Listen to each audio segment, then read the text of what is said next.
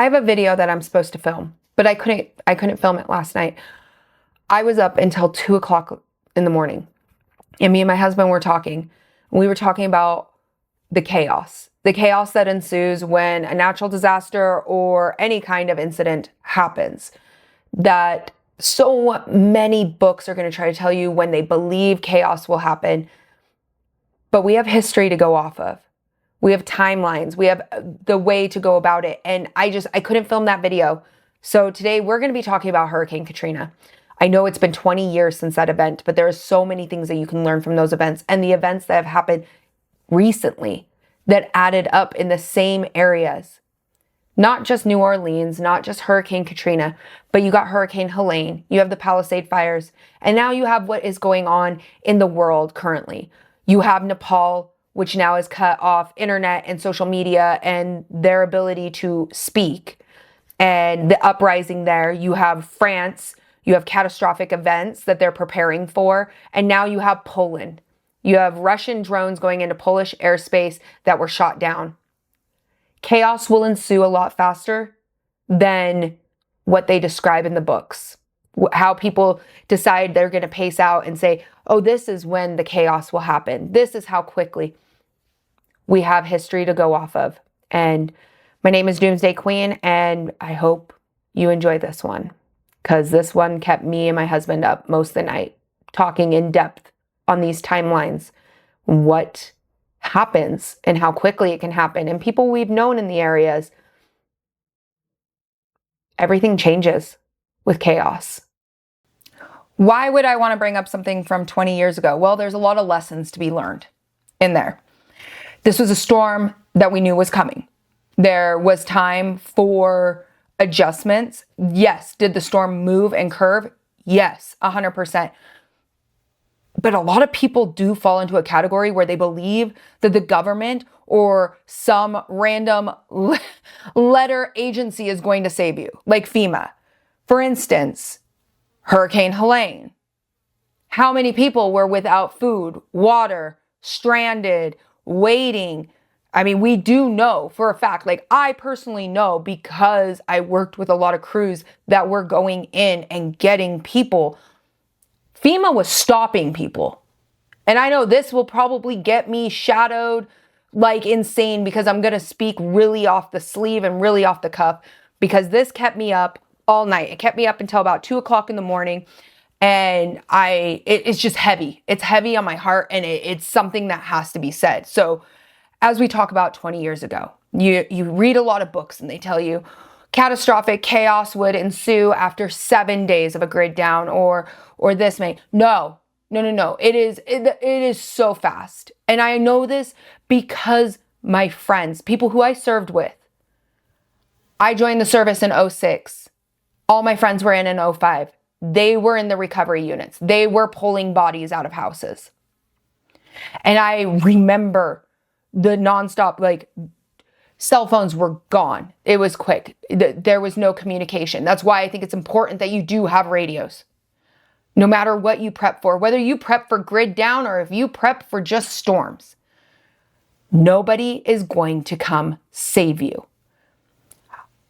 Within days of that event, and I'm not talking a week down the line, I'm not talking 2 weeks, I'm talking 72 hours. People without food, people without water, people stranded.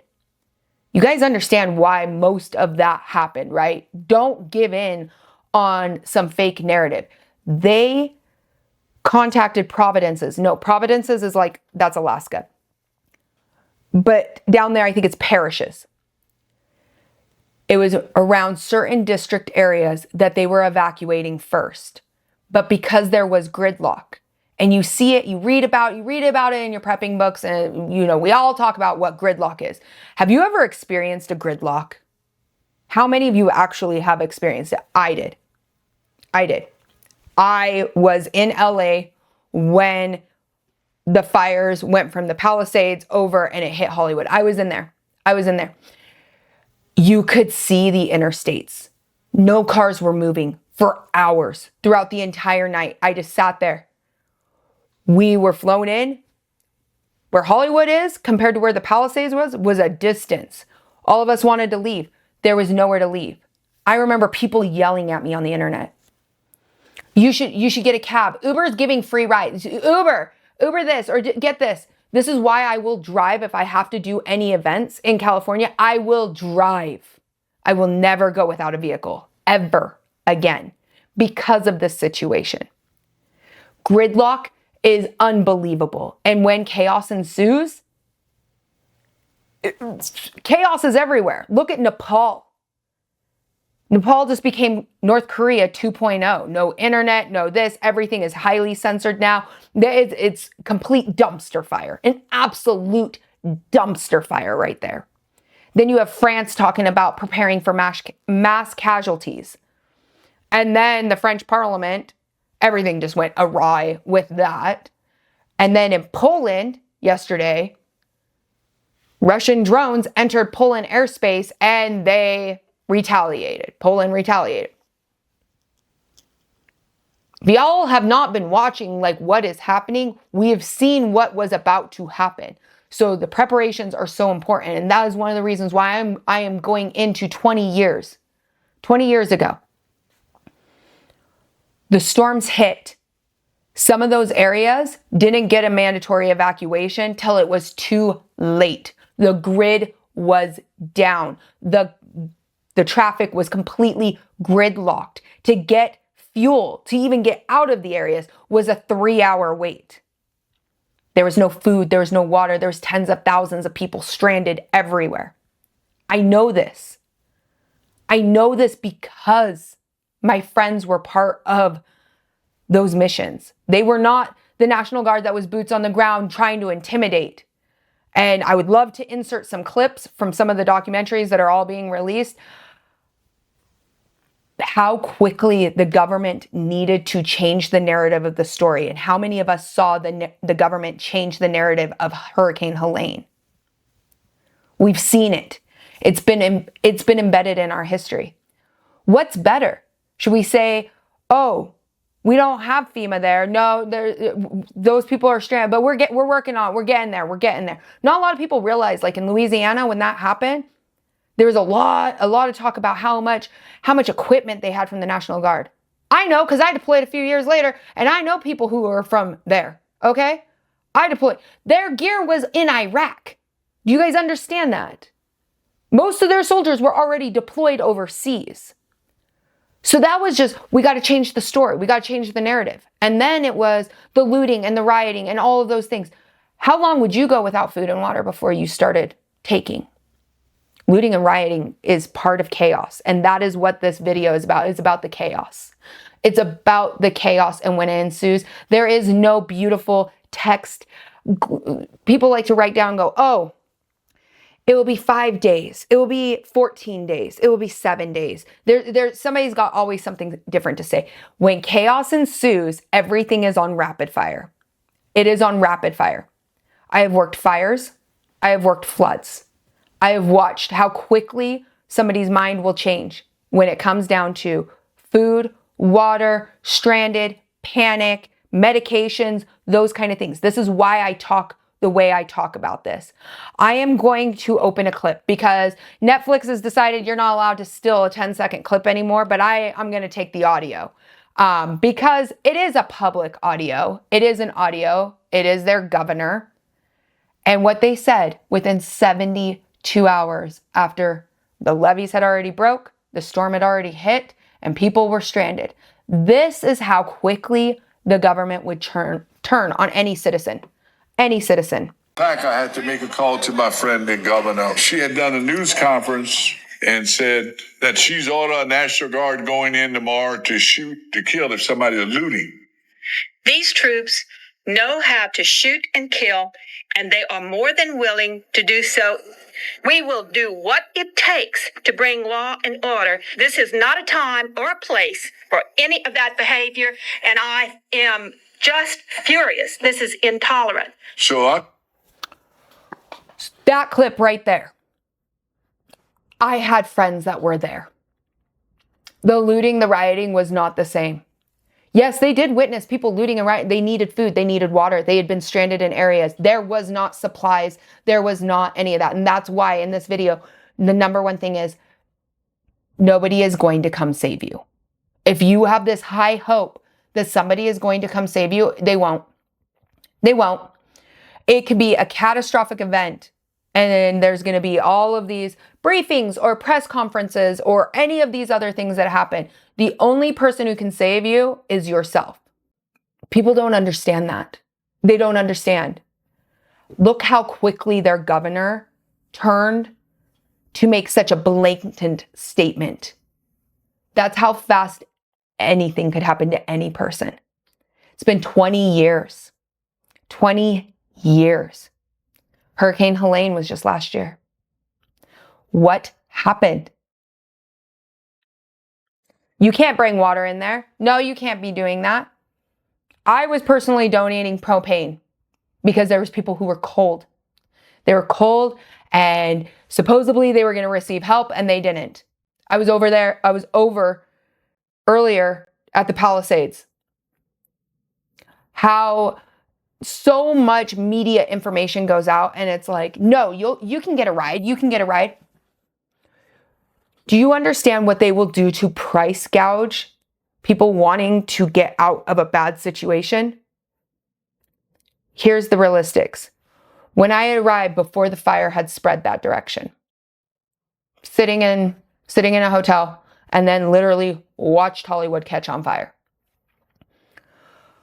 The rides went from $30 to the airport to $800 for a guaranteed ride. $350 in the area we were, because across the street was mandatory evacuations. Where we were was where everybody was mandatory evacuating to. Was the one mistake I had ever made. One big mistake where I said, yeah, I'll fly in. Okay, I'll be there for this event for literally 40 hours and then I'm out. I will never do that again. I will drive. That's why when I went to California just recently, I showed you guys what was inside my vehicle. Because when I'm driving, at least I know I have some means of transportation to get out. Other people are evacuating their homes. It was gridlock. Gridlock. In every catastrophic event, there is a gridlock. There's always going to be a gridlock. You see it even with protests. There's a gridlock. And the number one thing is you want to keep that in mind. No matter what happens, you want to have your alternate routes. You want to know where you're going to be going. Things have not changed. Sure, social media gets the information out there faster, but nothing has really changed. If something happens, you know that it's on you and that you will be stranded.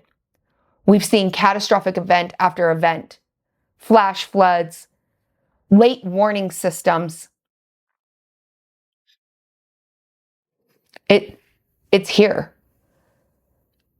So whether you prepare for an apocalyptic style of prepping, or if you prep for emergencies, I really highly suggest that if you're not knuckled down now, I would say be knuckled.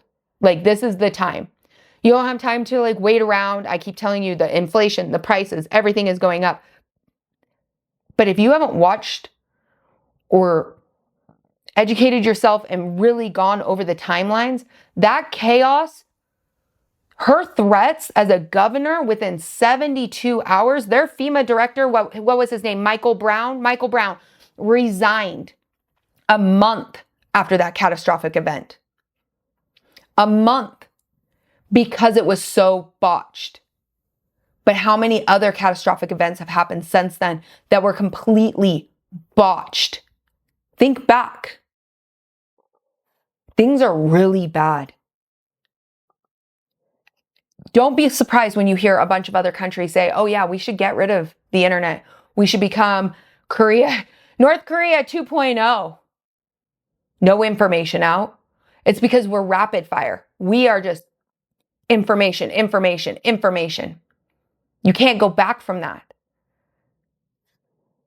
People who were looting and rioting, I sympathize with it because it was hot. There is no food. There is no water. You're just being told, stay there. We don't know where we're putting you. People were dying on the streets. That is how quickly chaos will escalate It truly will escalate. And this kept me up all night talking with my husband. We both were talking about it because we both know people who were there. We have a lot of really close friends. And I sat there and we were just going over and I was like, do you realize like how fast that timeline moved up? And he was like, I know. He goes, a lot of different books and different authors, they say it's this, or they believe it's going to be this, or former CIA agents, or this or that, all these things. But he goes, the facts are there. He goes, how quickly things escalate to chaos. How quick hope disappears. And how fast the government will try to hightail to cover their own tush. They will. Whether that's saying that riot is what's stopping us from getting you water. No, it's the fact you didn't have water available. It's the fact that you knew that there was a storm. You guys were preparing. You knew that the French Quarters was going to end up getting flooded, but then you gave out your evacuation notices. And sadly, and I'm going to be as frank and honest as possible, the last to receive evacuation notices, like mandatory evacuations, because they were talking about evacuations, but they started evacuating areas that were not poverty. As somebody who has been in an area that had an evacuation notice, $800 for a guaranteed ride, I was like, okay, well, all right. There's no rides. There's no rides available. What if somebody couldn't afford $300 for that ride? What if somebody couldn't afford $100 for that ride? People will try to make the buck. Like I said, human greed comes through and through no matter what happens. There will always be a greed in it. It doesn't matter. People forget the value of human life. Everyone needs to really knuckle down. You have inflation. You have all of these other things. But you also have history that you can look at. You can look at how those dominoes fell. Every single one of them. What areas were not prepared and what areas were prepared. You can't be prepared for every catastrophic event, but you can sure as hell try. You can try. And if that voice recording that you could hear doesn't shake you to your core and make you realize things are about to get a lot rougher. Everywhere is a dumpster fire across the world. And the only thing we can do is prepare. I wish I would see more people talking about preparing for storms and preparing for those things that are more probable to happen in your area. I've been on different things. Floods, over 100 days of rain. That one was rough. Areas, extremely poverty-ridden areas. No way out. Helping get kids out. That's what I did. Was I 18? I joined the service when I was 17. 18, 19, right in there. Fires, those move quick. Then experiencing what happened with the Palisade fires, it changed the way that, like, for events, anything, I'll drive. It might take me 4 or 5 days to get to somewhere, but I'm taking my own vehicle. That flying's not really an option anymore for me after that, because it was the gridlock that they described to you is not something that everybody has experienced. That gridlock alone, I now fully understand that why there's cars burnt down in the middle of the roads after a catastrophic event. They had nowhere to move. I was sitting on top of that hotel. I watched. I was like, if I go over there, then I'm stranded right there, even closer to where the fire is. Over here, okay. And then I had to start planning different alternate routes to get out of that area because fire moves quick. So does water. And so does everything else that's going on in the world. So I hope you guys take a look at history. You can go and watch different documentaries on Hurricane Katrina. I'm sure there's going to be some on Hurricane Helene. I'm sure they always document everything, but really look at the timelines.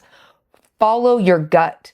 When you notice that the government all of a sudden is turning their back and how quickly it was, 72 hours. 72 hours, that escalated very fast. Hurricane Helene, it was within 2 days.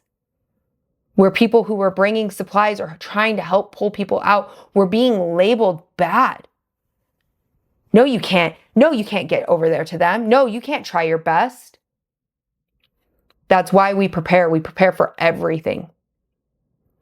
We know the response time is slow. It's beyond slow. But now you got France preparing for catastrophic casualties. You should be preparing. When you have other countries that are openly talking about this, you know that it's going to get worse. So whether it's storms, whether it's a natural disaster or a very unnatural disaster, understand no one is going to save you. And as always, stay aware, stay prepared, and always have your head on a swivel. I will see you tomorrow.